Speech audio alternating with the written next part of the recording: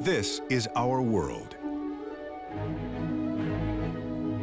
And this is our world. Our world has always been one intricate and interconnected environment. We depend on it for air, water, food, shelter, and energy. We have reshaped the natural world to suit our needs, but no matter where we live, nature's health is our health. Our planet is struggling to accommodate over 6 billion of us. We see it in clogged urban arteries, swaths of deforestation, and climate change. Environmental challenges will define our era. The question is, can we find solutions to these challenges that address human needs and aspirations? Mexico City is vast. Its 20 million inhabitants have been afflicted by pollution and congestion. But today, a new metro bus traveling on the city's major artery is moving people through the traffic. The system carries 250,000 passengers every day in new, clean, high-capacity buses along a dedicated bus lane. Traffic in Mexico is very heavy. We are a city of 21 million people, and we have over 4 million cars in the city.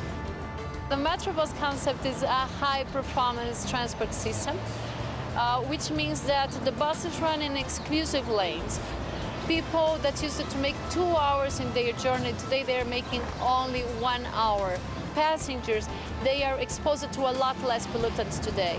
We have about 50% reduction in benzene, and we have 35,000 tons of CO2 that are not being delivered to the atmosphere. The health benefits and the environmental benefits are really important.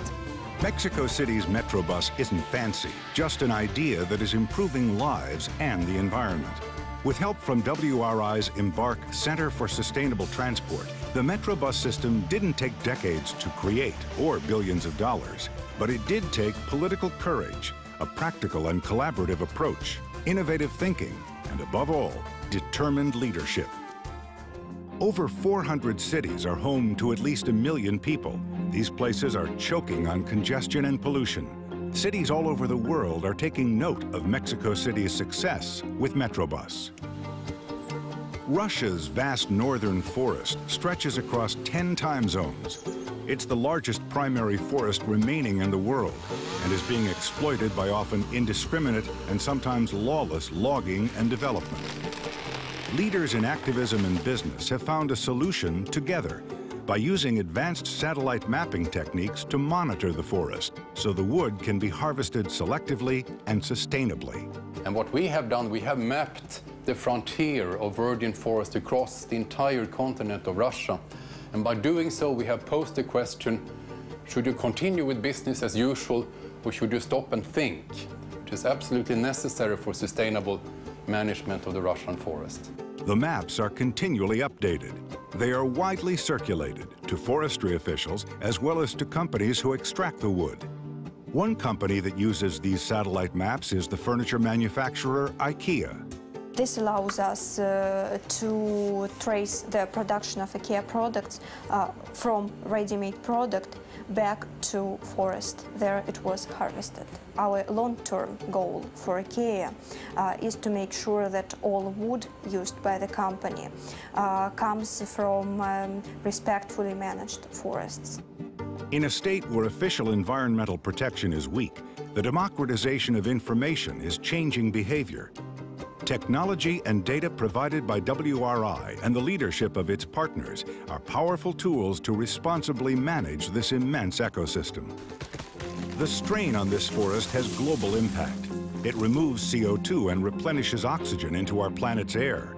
Its well-being is our well-being, and the effects of climate change are placing stress on all the world's forests. Global challenges like climate change are the shared responsibility of those who participate in the global economy.